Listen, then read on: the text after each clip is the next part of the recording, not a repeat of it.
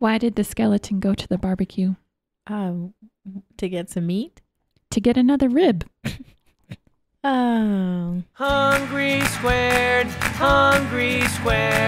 bringing you the best food talk anywhere. Welcome to the Hungry Squared podcast where the brain and belly meet. I'm Sharon from the Wasatch Cooking Guide. And I'm Winter from theredparty.com.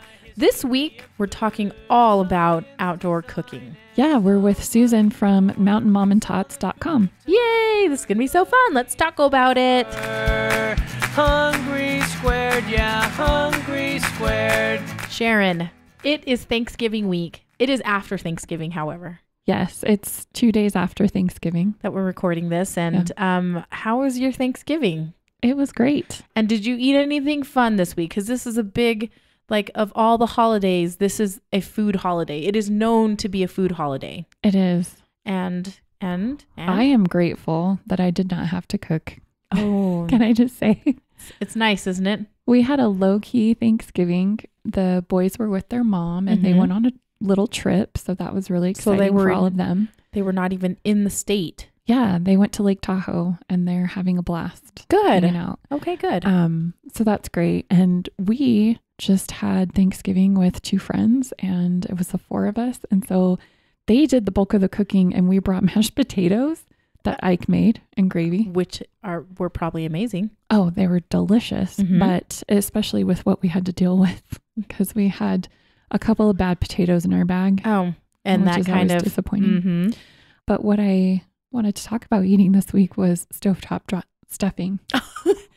I'd say stovetop dressing, but that's not really it's what not it dressing, is. it's stuffing. Stuffing. But you don't really even stuff it into the bird. So technically it is dressing because it's not inside the bird. Anyway, from a box. It was from a box. I could tell. And you loved it. Because it's got that distinct flavor. Oh, yeah. But I'll say I haven't had that taste in a couple of years. Oh, we love stovetop stuffing. That's what we grew up with because when we did Thanksgiving, we wanted to embrace what the Americans do, right?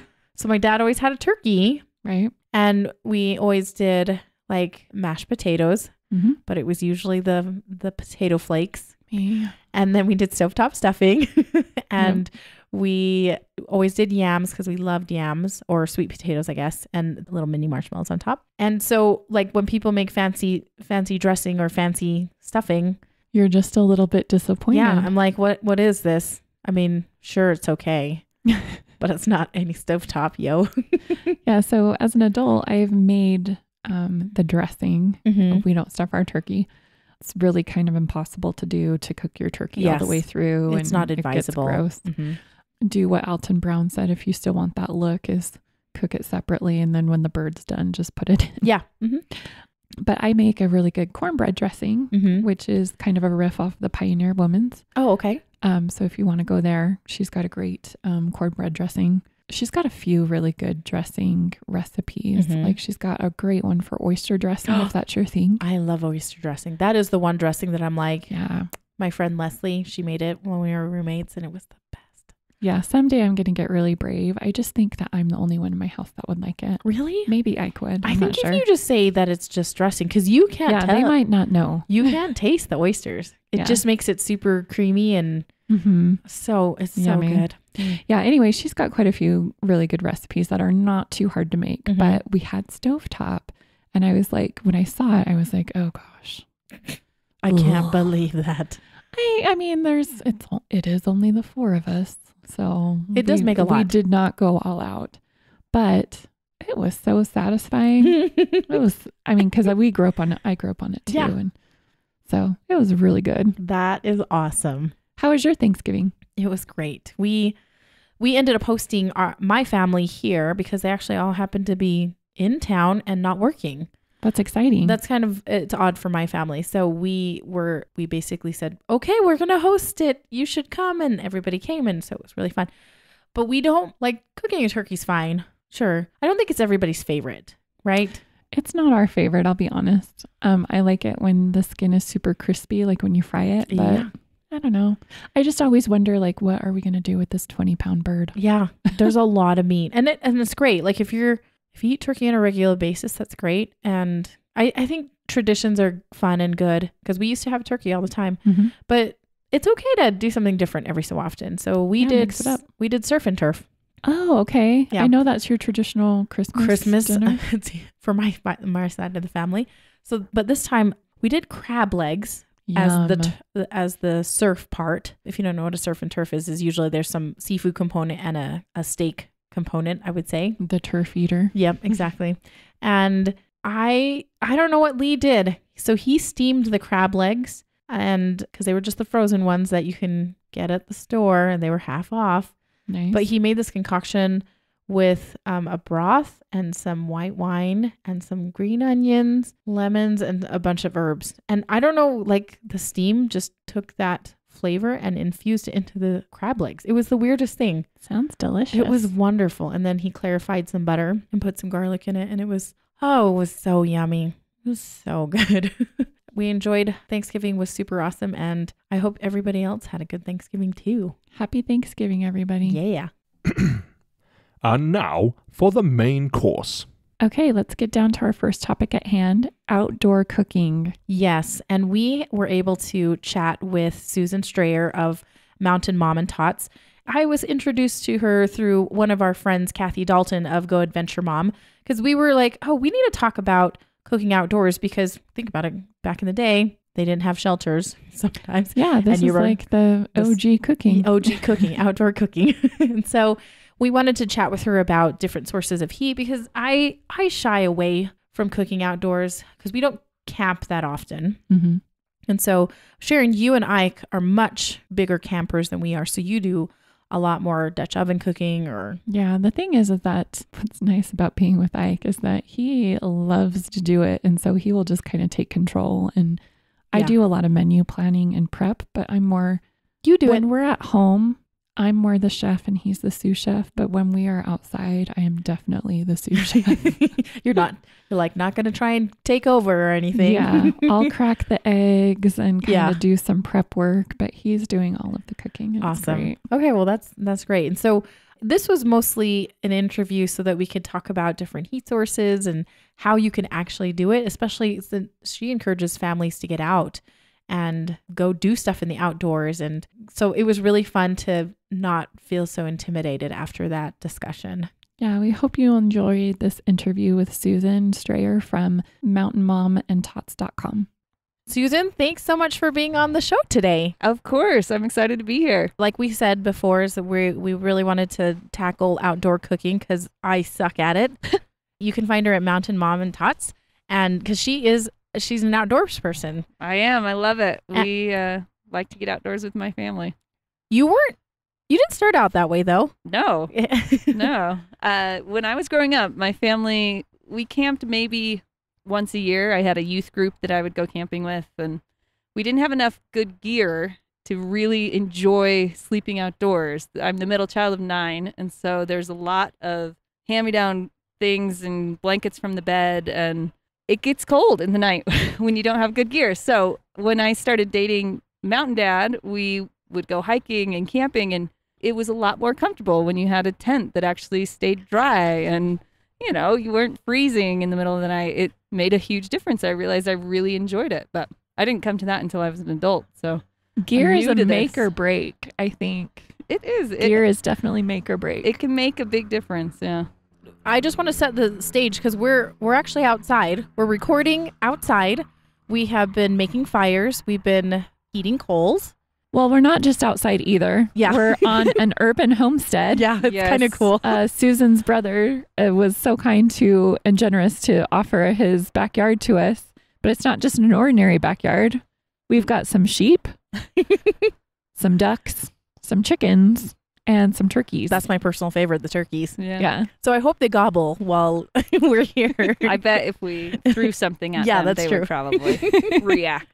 So we wanted to kind of have a hands-on kind of experience so that we knew what we were doing. I know Sharon and Ike are a bit more, they do outdoor camping a lot more, and they can go camping a lot more than we do. So I thought this would be kind of a fun foray into outdoor camping.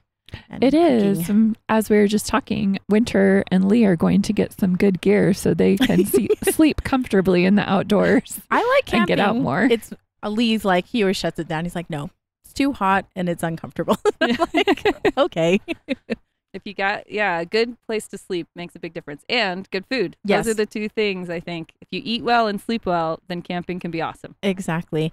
Okay, so we are going to talk first of all, because I have only really known about Dutch oven. I've never really done it outside, like while I'm camping.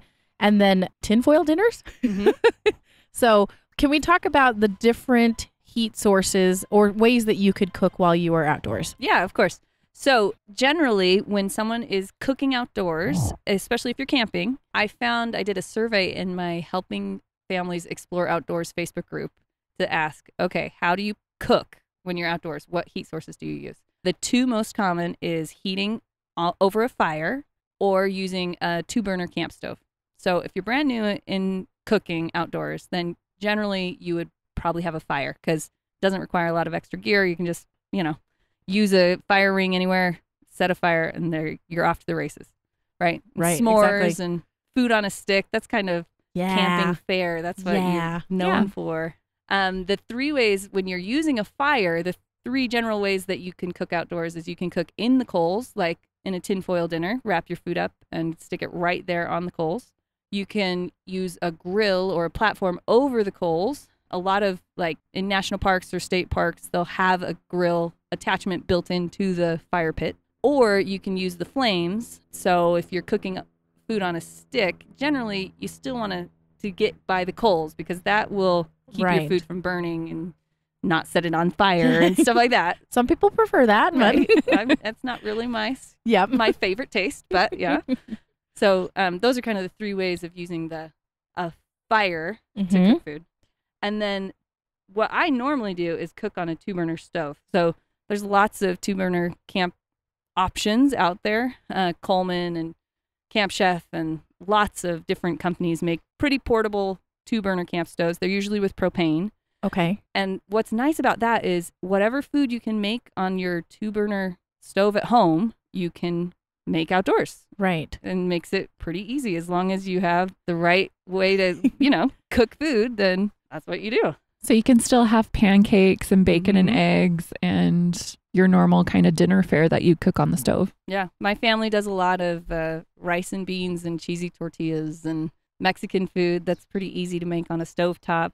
The other ways that we will cook outdoors, so those 2 are the most common, cooking over a fire and a 2-burner camp stove. The other ways that you can cook outdoors, there's lots of them, but Dutch ovens are fairly common. Mm-hmm. They're nice because those cast iron Dutch ovens come in different sizes. A 12-inch one is kind of standard. That's the diameter of it. It's got a flat lid, and if you're using it for outdoor cooking, it's got 3 little legs on the base of the pot, so you can set it up, put the coals right underneath, put coals on top. You can cook outdoors in the Dutch oven. Okay, so the legs do, as a design feature, it's more to elevate it so you can put a heat source underneath it as well. Yeah. Okay. So we used to have a Dutch oven that It's a flat bottom. Yeah, you can get Dutch ovens with a flat bottom that are great for cooking at home, or if you have a grill or something like that you want to use it on. But we now exclusively use our Dutch ovens that have the little legs on it because it just makes it a lot easier when we're outdoors. Right. Okay. And it provides an even stability, I think, too. Yeah, because it's kind of a tripod feature, so it kind of makes sure your food doesn't tip out and spill all over. Yeah. Okay. Dutch oven. Yeah. I always feel like those are really quite, like if you're going backpacking or something, you're not going to really want to haul something that heavy. No. So, okay. So that is just really for car camping. Okay. Or actually in Utah, the Dutch oven is like the state outdoor cooking. You know how they It have is, the state seagull and the state bird, or Dutch oven cooking is the state outdoor cooking, I guess, way to cook. That is awesome. I know.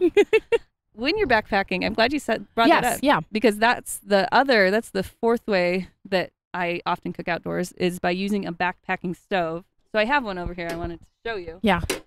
I know that you're listening, but I wanted to have you listen to it, I guess. Backpacking stoves have all sorts of different features. Usually it's a canister of either white gas or propane. It's a smaller one. It's more lightweight. You can attach it. We have a jet boil style. There's lots of companies, MSR, lots of different companies that make backpacking stoves.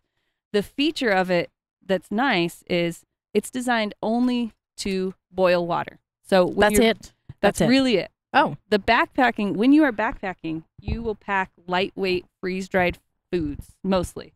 So because you have to carry everything on your back, you Right. don't really have You don't have the luxury to Yeah. haul the weight. right. So you're not going to carry a lot of heavy stuff. So I actually have some I wanted to show you. So I have right here, it's just a bag of freeze-dried macaroni and cheese.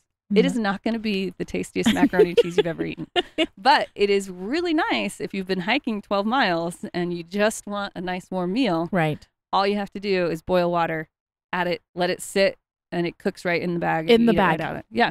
Oh, So- that's cool. And we I'll bet can- after hiking several miles, that Yeah. probably is some of the tastiest mac and cheese you'll You- have. That's so true. They make all sorts of different kinds. So this is a freeze-dried raspberry crumble. Oh, that you can yeah. have desserts. They have Oh, that looks breakfast. yummy. They have, beef Okay. stew. They have vegetarian styles, all sorts of stuff. So that, if you're backpacking, you would have more food like that. It's more of the dried fruit. So you Yeah. can hypothetically bring ramen. Oh yeah, for sure. A good cup of noodle. For sure. And I like that it's ready in less than 10 minutes. Yeah. And there's really no cleanup. So this is the Mountain House version of the raspberry Yeah. crumble and the mac and cheese. So is this the brand that you've generally liked? So my son has food allergies. Oh, yes, that's right. Yeah. I Mhm. talked to Winter and Sharon about this earlier. So he's allergic to wheat, eggs, nuts, and peanuts. And it's really hard to find pre-packaged foods, both like in just a regular grocery store, but specifically Camping. Mountain House Yeah. camping foods Yeah, or whatever. It's hard to find a lot of pre-packaged foods that don't have one of those ingredients. So in general, we don't buy those. Right. But you can make your own backpacking food, like rice, any rice Mm-hmm. Yep. dish. That is would be just easy rice. to- You boil it, and Mhm. it's ready to go. So we have only gone backpacking with him. He's 8. So we've only gone once so far. And how did that go? It ended up with lightning storms and diarrhea. So not great. Oh, man. Oh, He had a good time regardless. So okay, that's good. yeah, he went with Mountain Dad that time. So that's the goal for this coming summer, is to go on more backpacking trips as a family. But some of those things, backpacking food and a backpacking stove, is great if you need Mhm. something lightweight. Right. You're going to carry that. So let me show you how this works. if you don't mind. Sharon, I'm curious. Have you and Ike done backpacking in No, your it's camping? also a goal of ours. Okay. We've mostly just car camped. Yeah. I've done some short hike-in camping trips. So we've taken a car and then we've hiked in. But so it's kind of essentially car camping, but we've packed a little lighter because you can't just readily access your car. And so right. we haven't exactly done Dutch oven that way or anything like that because it's too heavy to pack in for like half a mile. So you can kind of hear this. This is a jet boil, and you can tell where it got its name. It sounds kind of like a jet. Yeah, it totally does. And it boils water really quickly. Mm. So that's kind of the appeal of that particular brand. There's lots of different backpacking stoves. Some really minimalist ones will be just like you can fit it in the palm of your hand. It's Kind of really like small. So the one that I'm looking at right now, it looks like it's probably, 6 inches. So I'm assuming that the actual heating apparatus sits into the pot Right. Yeah. eventually. Yeah. Yeah. And so if you stick all that together, that's probably only like 6 inches tall even. And Yeah, and this is a large one. This is a Oh, it family is? size. Yeah. Oh, okay. So normally it's a smaller. It would fit maybe into here, that size, like a quart size, I right. guess. Mm-hmm. Or you could get some other kinds are just really, really lightweight and packable. Depends on how light of a backpacking expedition you're planning. I'm focused on getting families outdoors, and so we don't care about lightweight. We do a lot of car camping. Right. It's a lot more accessible that way. We do a lot of cooking on our 2-burner stove because that's what my family is used to eating. So it's easy to make things that are I think the like car that. camping is a really good way to start out, especially with kids, because it's just the most comfortable. yeah. Like it's the most like home. Yeah. And so then you just kind of like build up. Right. Really quickly, I just want to, if for those folks that may be not understanding what the difference is between like car camping and backpacking can somebody define that? Car camping is Yeah. basically, isn't there a parking spot kind of rather close? Yeah. So car camping is you have your car as a base camp. You can store your things there. A lot of national parks or state parks will have camping spot that's designated. You pull in your park you pull in and park. They have a picnic table already set up, a fire pit set up, and then you can use your car as a base and, explore from there. Backpacking means everything that you sleep in, wear, eat, use has to fit in a backpack on your back. And then you'll hike in. Usually, if you're backpacking, you want to hike to a place with a water source. So then you don't have to carry as much of your water, but your tent and sleeping bag and everything is right there. So you would hike in, set up your tent and sleep out in the wild, and then hike back out the next day, or, forever long you're out in the backcountry. Exactly. And so that's why lightweight things are a little bit more crucial in the backpacking. So I'm looking at the 2-burner stove that we have and the propane tank. It's a good, it's not huge, but it's a good size. So it makes more sense to have that in a car camping situation and weight wise as well. So, So the backpacking stove is already starting to smoke. Yep. And it's only been maybe 2 minutes. Yeah, exactly. Yeah. That's kind of the appeal of it. Is it? I have a question about the fuel source for the jet boil. Yeah. How long does that last usually? So this canister, let me look at it. Hold on. This canister can last us usually 10 meals, I'm guessing. Because that's pretty good. Yeah, you just boil the water and then you turn it off. And it does make a difference if you're in cold or high elevation places. Right. Then it tends to burn faster. I haven't actually tested it for sure, but we always bring a spare, because if you run out of that, then you don't get any more. Your SOL. Yeah. Right. So let me see how big that is. An 8.11 ounce canister, usually, and that's a larger size canister. Normally with a backpacking stove, it's maybe a 4-ounce canister. Oh, wow. Okay. But again, that's a family size. Yeah. The cool thing about those canisters I see is that there's a recycle symbol on the side of it. Yeah. And that is interesting, because a lot of the propane tanks you would use for car camping are generally these little green cylinders like this. Oh, yeah. Yeah. It's a 1 pound propane green cylinder. And a lot of times you can't find places to recycle these, but you can get an adapter pretty easily and refill them with like a 20 pound propane tank. Okay. That's handy. Yeah. You can? Yeah. So it's kind of cool. Oh. Because we camp more often, have a larger propane tank and bought a hose adapter that will attach our 2-burner stove to a larger propane tank, and it's pretty easy. It works for us. Yeah. The final way that I have of heating food outdoors Right. is kind of a miscellaneous way. Oh, okay. So some things I've tried in the past. Pit cooking. If you're thinking like a Hawaiian luau. Oh, yeah. Yeah. You can pit cook. It's not something I've ever personally tried, but it's on my to-do list, my wish list. You Really? dig a big hole. Yeah. You put your coals in there, you line the hole, and you put your... Like already charcoaled coals that have already been ready burned to down? go. Ready to go, right? I don't know. Well, I don't know. I've Yeah, never tried it. it But would have to be, it would right? Be ready. Or something? Yeah, it's not... You're not starting a fire in Here, there. I guess you could start a fire to get the coals going down. Right, Yeah. right. And you put your food in and you cover the whole thing. And that's pit cooking. You can do the same thing with a Dutch oven if you want. Dig a hole, put the coals inside, put the Dutch oven inside, and it kind of Insulates it a little bit more. Ooh, So you have pit cooking. There's also solar ovens. Yes. That use the energy of the sun. There's some different brands. Usually it looks like a big metal box, like a black box, Right. and you put a pot inside, generally a dark colored pot, and then it'll cook over the space of several hours while you're out adventuring. Oh, okay. It cooks.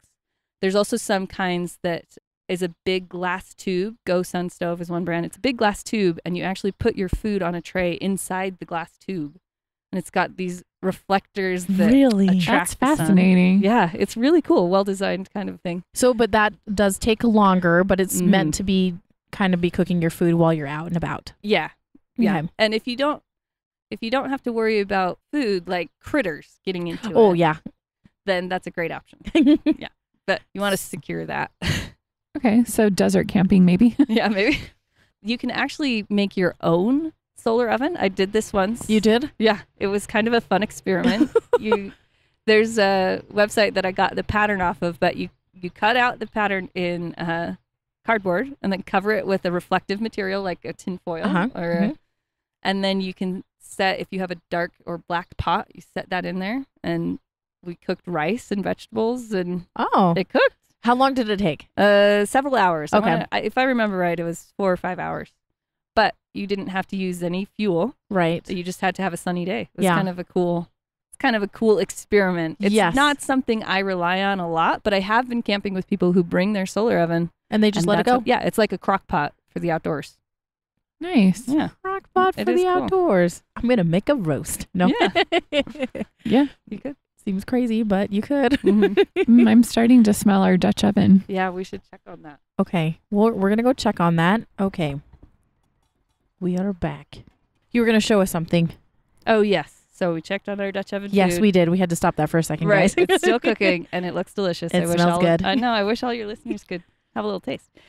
So the other miscellaneous, I guess, one that I wanted to show you guys is a chemical heat option. Mm-hmm. So a lot of times MREs or meals ready to eat Mm-hmm. are sometimes used as camping food because they're easy to pack. Right. You don't have to really store them.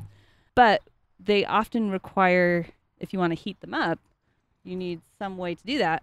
And one way you can do that is with these chemical heat packs.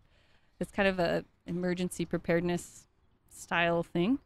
And basically, you just add a little water and you add the chemical heat pack, and then it will boil water. I should probably not do this on my lap. The chemical heat pack boils the water. Yeah, so let me show you. So we've got a container. It looks like a kind of like a food saver container almost, with a snap-on lid. It looks like it's made of plastic or some type of a resin. My heat packs are a little old, so it might not work quite like I want it to. But you put it in there, and you put it's got to be stainless steel on top, and then underneath there's a chemical reaction that happens with the chemical heat pack when you put water on it. Like back in my chemistry days, I know you like the chemistry, right? Oh, yeah, it's good stuff. Back in my chemistry days, the excess of the chemical reaction is heat, and so it will heat the water up that you have in here. So it's an exothermic reaction, basically, that's happening in those heat packs. Yeah. But we Oh, kind yeah, of created a double boiler. So there's a little bit of water in the bottom of the container. It's a little rectangular container. Looks like a food storage container almost. And then she put about a couple inches of water in there with the heat packs, and then put another container inside of it that just fits but doesn't go all the way to the bottom. So it's kind of like a double boiler. That is so cool. Yeah. So But it we can makes- hear it reacting. We can hear it kind of boil a little bit. Mm-hmm. It is really cool, and it works like a food warmer, but we've used it camping, and it's not awesome for actually cooking food. Right. Ike just mentioned, he's off mic, but that it's really similar to an MRE heater Right. that they use in the Army. Because they Right. have that chemical already built into that pack. So you just have a little packet, and it's got the heater built into it, and you just add water to it, and then you slip your packaged meal inside, and it heats up the meal. Right. So Exactly. Yeah. So that's one other way that you can cook. You can heat food outdoors. That's cool. I know, it's fun. And actually, this particular brand, Inno Baby, makes bottle warmers. So if you are out camping with kids and you need to heat up That a is bottle, so That's handy. actually Yeah. really handy. it is really nice. You don't have to worry about it being cold. That is awesome. Okay. Well, so we've got, have we missed any other miscellaneous? Those are it. Those are fun. The main ones, the main way to cook outdoors is over a fire Mhm. or with a 2-burner camp stove. Right. Yeah. But then those other ways of cooking outdoors are kind of fun to experiment with. When you're outside and Exactly. want something fun to do. Okay. Can we move on to specifically Dutch oven cooking? Because I feel like that's really, it's an art and a little bit of a science. Because you guys were telling me, okay, so let's break down coals and that type of thing. There's a plane flying overhead if you're wondering what the heck that is. We'll just wait for a second for the loudest part to go over. Okay, so Dutch oven cooking.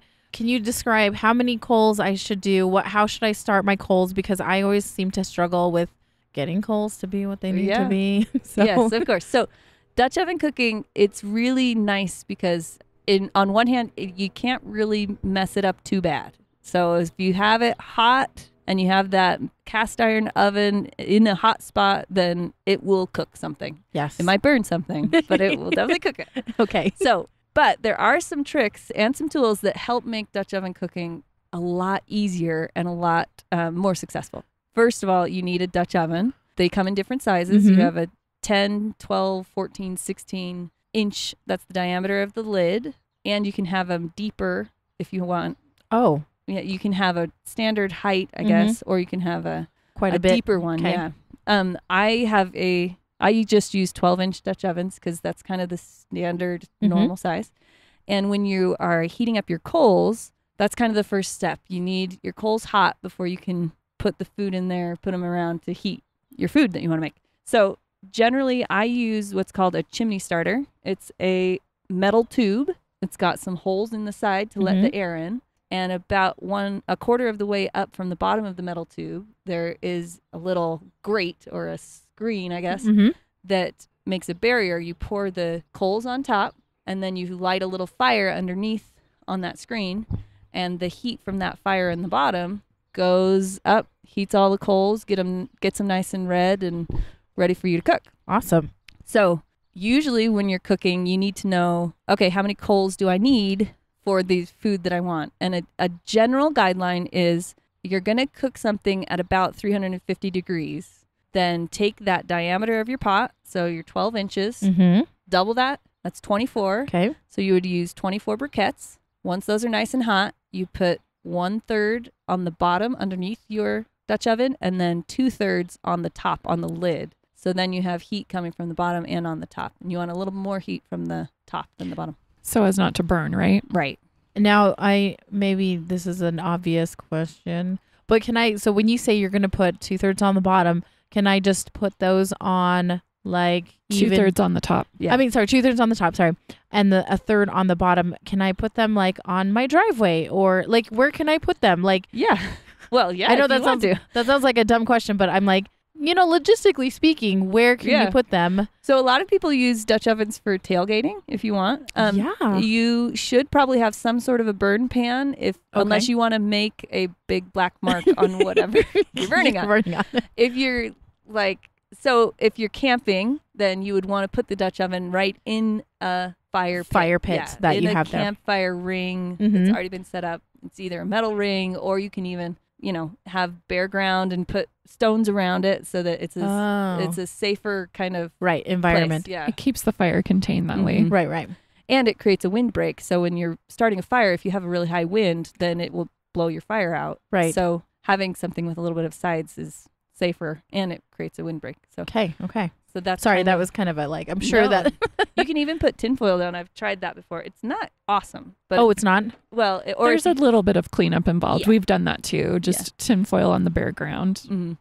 It's not terrible. Yeah, it works, but there's a little bit of cleanup. Yeah. Okay. Or if you have like an old cookie sheet and you can put the coals on there. Totally Yeah. have an old cookie sheet. Or if you have a barbecue, you can put your Dutch oven in a barbecue. Oh, And then just that let would it do also its kinda thing. work. Yeah. Yeah, if you have like a Weber grill or something like that, just a regular charcoal grill or whatever. Okay. And it's supposed to put my temperature around, if I do that kind of estimate of coals, what's my temperature at? That's around 350 degrees. Okay. So the tricky part, or the part that can be tricky, is your temperature changes because your coals will start to burn down. So you want to make sure that if you're cooking something for longer than about 20 minutes, that you are either adding more coals or you're supplementing those coals. How do you know when the coals are ready to use? I think that's sometimes a hard one because especially when you're using like charcoal briquettes, like some of those pre-lit briquettes or whatever, they're really dark black, but they're kind of going fast. So it's hard to tell sometimes, I think. Yeah. So when the coals are ready to use, they should have a nice gray color, almost completely ash around the outside. Okay. Yeah. So you can see when you blow on them that they will glow red, that there'll be a hot coal. Gotcha. Yeah. I wonder who thought of this calculation of the temperature. It's so curious to me. Experimenting. Yeah. So people just experimented. Okay. So you can obviously, we've talked about cast iron before and how it's a really good, it has a really good heat capacity. Like it will retain the heat that's transferred from the coals really well. So what are you usually cooking in those? So I prefer to make stews and soups for two reasons. First of all, they don't burn as easily, and when I'm camping, True. it's nice to not have things burn. So that is my number one thing. But you can really cook anything you make in an oven, you can cook in there. Right. Dutch ovens are the easiest way to bake outdoors that I have found. So if you want to have cinnamon rolls or cakes or anything like that, I would suggest and recommend a Dutch oven. In fact, in October, we went camping with my family, and I made a Dutch oven birthday cake. Just take a box of cake mix and put it in there. Just like that. And you just Did you make it the standard way, or did you do any alterations? I did alterations because I have food allergies in my life. And so we had a box of Funfetti cake mix. And the best stuff. We had a flaxseed meal for an egg replacer because my son's allergic to eggs. So you mix a little bit of flaxseed meal with water and let it set, and it works the same way as egg. And then I used applesauce because we have applesauce packets. I have little kids. So you've got a lot of those. We packets. use those applesauce packets. Yeah. We used that instead of an oil and mixed it up. And it was like the first time I can remember having a Dutch oven thing that didn't have any burn on the bottom. Oh, yeah. That's amazing. I love it when that happens. Yeah, seriously. I have had some friends who just have said that black flavor, that char flavor is camping spice. It's part of it. Right. Yeah, exactly. Right. It's delicious. So yeah, those are mostly, I like to make a lot of stews and soups, and I use my Dutch oven mostly at dinner time because in the mornings I want something fast, and Dutch oven is a slow cook. Let's sit around and enjoy that meal together. So desserts. Yeah.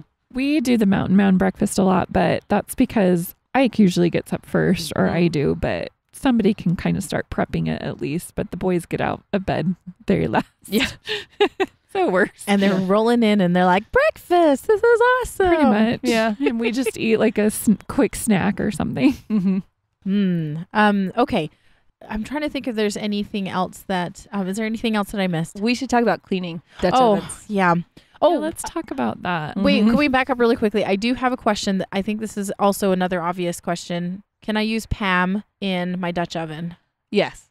So a Dutch oven that's seasoned has a nice nonstick coating already. So when you season a Dutch oven, don't be intimidated. It really just means that you're adding oil and you're heating up that Dutch oven, and it kind of creates a nice nonstick surface. Yeah, That's it's a polymer. We already talked about that. The polymer reaction and everything like that, so it creates a smooth surface. Yeah. But every time you use your Dutch oven, though, you're still putting oil in it, right? Yeah, I do every time because I want as many things to go well as possible. And with Dutch oven cooking, you have a little bit of an unpredictable heat source, and so it's nice to just give yourself the most benefit of the doubt, right? Right. So I will use Pam. That's not usually a problem. I have heard when you first season a Dutch oven that you want something that's a thicker, a saturated fat, like coconut oil or something that is going to be in a lard. solid form at room temperature. So yeah, something to really stick to it. Yeah. Right. But in general, I spray it down as much as possible. And after I cook,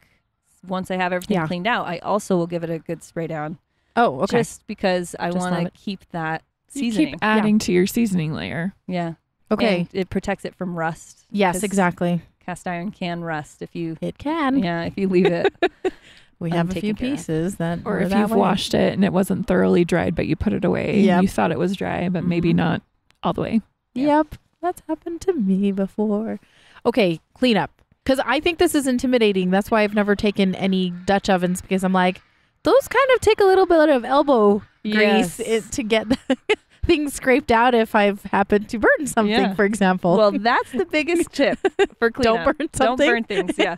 And one of the things to help not burn things is when you're cooking in Dutch oven, it really does take a lot more love. It takes a lot more care. So you want to make sure you're rotating the Dutch ovens while the coals are on it. You can move the lid counterclockwise half a turn and move the pot itself clockwise half a turn. That kind of prevents those hot spots and prevents food from burning in those one places. And I tend to assume that it needs more time than it actually does. So actually taking off the lid, it's nice to have a lid lifter because that gets hot. So unless you have gloves or a lid lifter to take it off the lid, We don't want you to burn yourself. Yeah, there's no way you're getting that lid off otherwise. Yeah. No, it's too hard. And it really is a very, like, I've seen her use her lid lifter, and it's just a big hook. Yeah, a metal hook. Yeah. Yeah. It's really nice. So. I've even, if you forget that, I've used a stick. It does not work as well. But if you find a stick No, with a it's good less hook, stable. then you can try it. Yeah. But yeah, so caring for that food while it cooks, rotating it frequently, checking on it, making sure it's not burning. That's my number one tip for cleaning, because it prevents it from burning. Or make a stew or a soup. Yeah, and exactly. You're stirring it and it's good. burn. Yeah. So when you say, it sounds like, because I always think of, these charcoal briquettes are, it feels like an exact science almost, because you're like, okay, I'm putting this many on top and this many on bottom. But because of the way that they're placed, you don't have to place them in any particular order. It's just that as long as you rotate it, then the heat source is going to kind of be evenly spread out if you rotate lid and base of the pot. As long as they're in one single layer, I guess. Then they're not stacked. They're not. Yeah, you don't have a pile of briquettes. Right. Then it works that way. It's pretty good. Okay. So if you've done that, then hopefully you don't have a lot of burned on food on there, and it should be as easy as wiping out the excess, maybe rinsing it out with hot water and drying it thoroughly, and it should be fine. But that's not always how it turns out. Okay, wait. When you wipe it out, is it just with a paper towel or a rag? If I am camping, here, I'll even show you what I got. I think it's in here.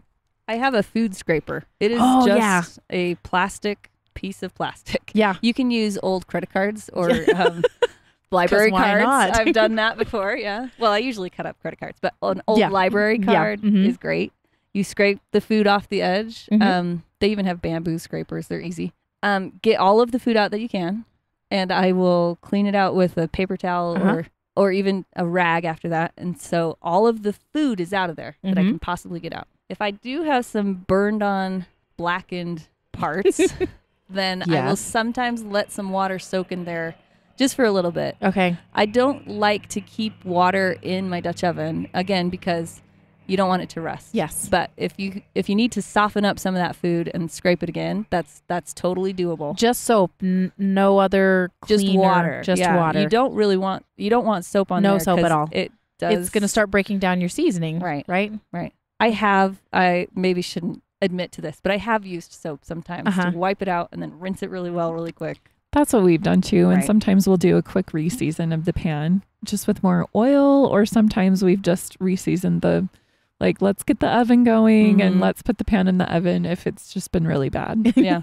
That it is really, reseasoning a Dutch oven is as simple as I have sprayed it down with some cooking spray and stuck it in an oven at a low temperature for a while. And let it go. That's it. And that's it's it. easy. And then you you're done. don't have any food in there. It's just sitting, warm, just heating that oil getting in there with the iron. So do you have a different Dutch oven for sweet and savory? I don't, because I can't keep track of those kinds of things. But do you, but I know Sharon? some people do. Do you? We don't, but I've thought about it because, when you don't use a lot of soap, we use salt to clean ours a lot. Oh, okay. We'll use kosher salt. We also have abrasive. a chainmail too. Yeah. To really man, I love our get the chainmail stuff on our off. casting. But typically we use one of these plastic straight edges and salt with a little bit of oil. I have or heard water a little bit, but not much. I did once have my Dutch oven I inherited from my parents, and they aren't really campers, and so it was rusty in there. You can use a baking soda and vinegar solution. Yeah, I've heard about that. Yeah, clean that out. Break also, up break up some of the stuff. That might be a little too much for just a regular cleaning, but you can use that and kind of get some of that rust off if you need to. But I wonder, we make some sweet things in our Dutch oven, but not a lot. Occasionally we'll make a dessert or something, and we don't have any, we have several Dutch ovens, but we don't have a designated, this is the sweet one. And so I wonder over time if flavors, because when you cook a lot of things in your Dutch oven with different types of fats and things like that, like bacon or, ham hock with your that have a very distinct flavor. Yeah. Does it get into your brownies or your cake or whatever? I have not noticed, but we also don't do a lot of baking. Again, because my son has food allergies. And so, Right. yeah, it's harder to find gluten-free baking things in general that turn out great. Yeah. So sometimes there's too many factors for the experimenting. I love to experiment with foods, but I can only do so many things before I'm like, okay, I'm done. this is out of my control. So, okay. the final thing I wanted to say about cleaning a Dutch oven is they do make Dutch oven liners, either an aluminum tray that goes inside, Just on or, the bottom or up Yeah, the sides no, as well. It's a little bigger, so it would go up the sides also, Mhm. or a parchment paper liner that you can put in. Or I've had some people will use a tinfoil liner just to just put put the it- tinfoil in first, Mhm. and then they cook their food, and clean up is easy. You just take it out and toss it when you're done. Okay, but what about the flavoring? Are you going to That miss out is- on the flavoring? That is the big Yes, question. That's the downside. You do Mhm. miss out on that. Okay. You do. In fact, my husband now, because I said, oh, we should buy some more of those. And he said, no, we shouldn't, because it tastes better without it. Yeah. So, Okay. Well, good. So Yeah. that's What are the parchment paper ones like? Because we've used the aluminum foil or Mhm. the tin trays, I guess. So the parchment paper ones are just a large circle of parchment. It's like 3 feet wide. It's just a big Oh, circle. Wow. Okay. And then you put it in the Dutch oven and put it in there. It kind of, so some it of them, ends up lining the sides, Yeah, but so it it kind of ends- folds a little bit, Mhm. maybe. it lines the sides. Some of them have like a Kind of folded, like accordion style part that goes around the edge a little bit Okay. to make it a little easier like that. It's kind of like a giant sized coffee filter. Gotcha. Yeah. Okay. sweet. Yeah. Okay. Well, that's cool. I don't feel so intimidated. Good. I feel. Yeah. Are you going to do Dutch oven winter? Yeah. Well, I kind of want to make some brownies, actually. When you were talking about them earlier, I was like, I kind of want to bake in it. Yeah. So, Good. That's the goal, because that's we love camp cooking, and the whole goal of my website, Mountain Mom and Tots, Mhm. is to help families explore outdoors. Yeah. So if you can get outdoors, cook outdoors, or hike outdoors, then good. If it's a little less intimidating, Mhm. that's always the goal. I think that's the key, usually. Speaking about your website, Yeah. mountainmomandtots.com, you've got some challenges on your website. Yes, and I have a perfect one for your listeners. 'Cause Okay, I have Okay, a tell camp us about it. cooking challenge. So every month I host an outdoor challenge. They're designed to get families outdoors, something you can do with kids, something inexpensive or free. Most of them are free. The one exception is in January. I love to ski and snowboard, so I often will say, Awesome. come snowboard or come try it. It's so fun. So anyway, but that's beside the point.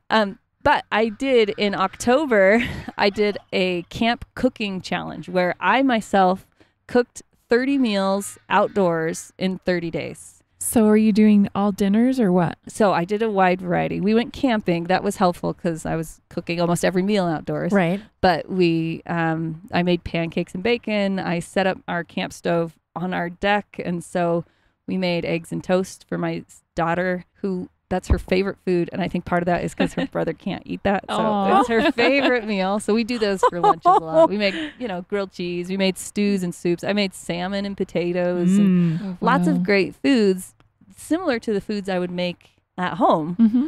on my regular stove, but I made them outdoors. So in October, my challenge was to cook outdoors, and I had given myself this challenge, but I challenged all of my readers just to make one meal outdoors. And that challenge is still going on. If you go to mountainmomandtots.com/camp cooking, then you can sign up for that challenge. The challenge is to cook one meal outdoors. Which is easy, I think. Right. Like, I'm like, I can do that. I can do that. Yeah, you can do that. Yeah. You have 30 days to do it. Yeah, It's easy. exactly. And I try and help you out. I send, as part of that challenge, you get some resources. I do an exclusive video on how to make a camp cook fire, and I send a PDF of this is what my family's 3-day, 2-night camp cooking menu Oh, is. okay. So you have some That's ideas. awesome. Yeah, and it's just easy and kind of fun. And Susan's Try an it out. awesome resource, you guys. We recorded video of her starting a fire here to get our coals and things like that going. And she's an expert because she's got kids that she takes with her all the time, and her son's distracting her trying to light fires other constant. places other than the fire pit. And she's just such a pro. She's like, oh, nope. here you go. Yeah. And she's still focused on the fire, Really? got it going really fast. Susan, seriously, that was impressive this morning because I'm like, yeah, little kids like to burn stuff. Oh, Little yeah. boys like to burn stuff. Oh, yeah. And you were like, okay, no, go do this. Help me with this part. Yeah. Well, and it's a lot nicer if you can direct the behavior into something you want to have happen Yeah. instead of just yelling at your kid Yeah, all the time. exactly. So, yeah. Burn this piece over here. Right. And put it here. And yeah, I am a big fan of trying to teach my kids life skills in the outdoors. Right. Like how to start a fire is a great skill for life. How to use a pocket knife. It's something that even my 6-year-old knows how to do that safely because we have taken the time to show her. I think that's a lot better than just saying, no, don't touch that. Exactly. Yeah. You just have to convey that it's a tool and that there's a reason why we're using it the way we are and such. So, and often when we're camping, my husband and I are less distracted, so we can pay more attention to our kids. Right, So we right. can watch them and teach them how to use a pocket knife instead of, the regular day-to-day where we're on our phones all the time. That's one of the things I love about getting outdoors. Yep, exactly. It was pretty nice being out here this morning because it's beautiful today in Utah, you guys. It's unseasonably warm right It's now. really weird. It's been in the 60s. and that never happens. So we Not should for have had November. I mean, and I'm like, all the snowboarders and skiers are very I'm sad. very sad. It is kind of a It is bummer. really sad. So we Come on, snow, Yeah. please. we need something. Yeah. So once again, you can go to Mountain Mom and Tots / is it forward slash Back- slash I think it's backslash. Is it slash forward? whatever slash you need. It's the slash. Yeah, mountainmomandtots.com / camp cooking. Camp cooking. I'm gonna sign up, Sharon. Yeah. Well, because Yeah, you check guys it out. are like all about cooking outdoors anyway. We cook outside even in All the the- winter. all the Ike time. is so great because he loves to smoke things Yeah. and barbecue things. We Well- just had a birthday party where he grilled a bunch of burgers outside. Yum. Well, that's one of the reasons why I did my camp cooking challenge in October, because I think once the weather starts to change, you need a little more inspiration to get outside. Yeah, It's totally. nice, and cooking is nice because you're by a warm fire. You don't have to you don't have to do much. You can stay warm and still be outside. Yeah, that's the funny thing about it is that you think that you can only grill or barbecue or cook over a fire in the summertime or spring, but like you can do it all year round and you still manage, like, as you said, like we're staying pretty warm because we're Yeah. close to the fire. It is It's nice. One little tip: I like to have work gloves. I often just have like gardening gloves or whatever. They kind of are a leather or a tougher sole. mhm. I use those a lot when I'm cooking outdoors because my hands get really cold. But I still need to be able to, Handle- move pots. Yeah, and, exactly. and use my hands and use a knife, and so the big fluffy mittens don't really work. But Yeah, get those some work gloves are a they're good great. investment. Okay, I'm signing up. Who's going to sign up with me, listeners? Let's cook outside. Yeah. Because if the weather stays like this will be easy, right? Susan, where can we find you? So I'm at mountainmomandtots.com. I'm also on Facebook, same Mountain Mom Tots, facebook.com / Mountain Mom Tots. I have a Facebook group, and any of your listeners are welcome to join. That's called Awesome. Helping Families Explore Outdoors. It's totally free and just a resource to try and get more families outdoors. I'm also on Instagram, Mountain Mom Tots, and Twitter, Mountain Mom Tots. Awesome. Cool. Thank you so much again. This was so much fun, and I'm like really hungry and I want to eat our No, food now. let's jump into those Okay. Dutch ovens. That's Good. awesome. Well, Thank you both. This has been awesome. Thank you again, Susan. We're eating our food right now, and it's delicious. So we were just talking about s'mores and cinnamon rolls, and my kids came out and the cousins came out. And that's what I love about campfire moments, right? Sharing some of those campfire moments with friends and family. That's one of the joys of getting outdoors and outdoor cooking for me. Yes. Well, once again, thank you so much. This has been so fun. And like, seriously, this food tastes so good because it's cold outside a little and everybody's here. We're just hanging out. Thanks again, Susan. We really appreciate it. Thank you so much, Winter and Sharon, and we'll see you in the outdoors. We will be there. Food fight, food fight, food fight, food fight. It's winter. Hi guys, we're not doing a food fight this week because we've got a lot of content that we don't want you to miss from Susan at mountainmomandtots.com. So we hope that you will enjoy this break and look forward to next week's food fight. Yeah, and I was going to say, if you have a food fight question, don't forget to email us at hungrysquared@gmail.com. Thanks for joining us today for our show. You can find us at hungrysquared.com, on iTunes, Stitcher, and Google Play Music. Please share your podcast with your food nerdy friends, because it sure is fun to talk about all the crazy stuff that we do, and then also what you guys are doing out in your own homes and outside. I guess if you're doing some cooking outside, good fun. So join us next week for our next episode of Food Nerdery. Okay, love you. Bye. Bye. Hungry squared, yeah, hungry squared.